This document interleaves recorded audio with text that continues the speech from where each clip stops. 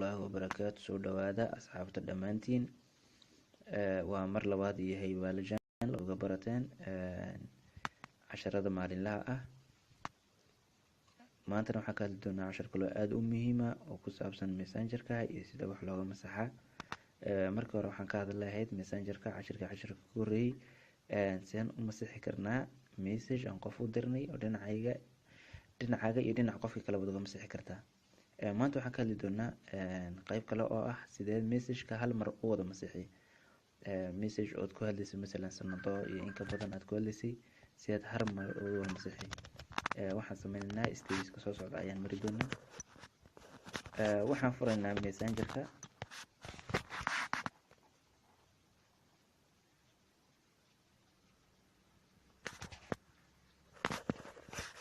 kadib waxaan dul tegaynaa qofka aan rabno inaan message ka masaxno.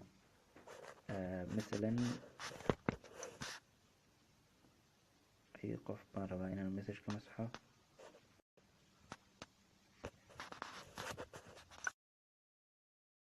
Haddaba waxaan sameynaynaa qofkii haddaan hal mar message-ka inaan ka masaxno aan rabno, waxaan ugu horreyn tegaynaa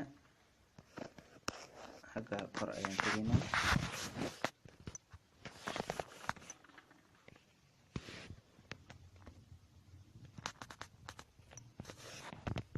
Kadib haddana waxaan ku laameynaa saddexda dhibcood.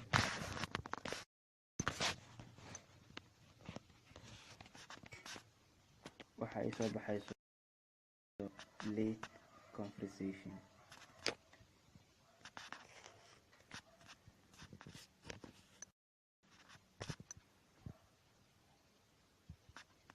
delete conversation markaan message-kii oo dhan uu ka baxaa, wuxuu noqonayaa qof weligiis la hadal.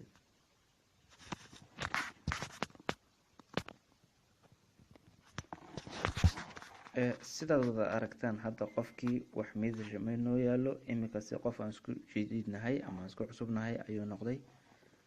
Hi ayaad u diri kartaa wixii message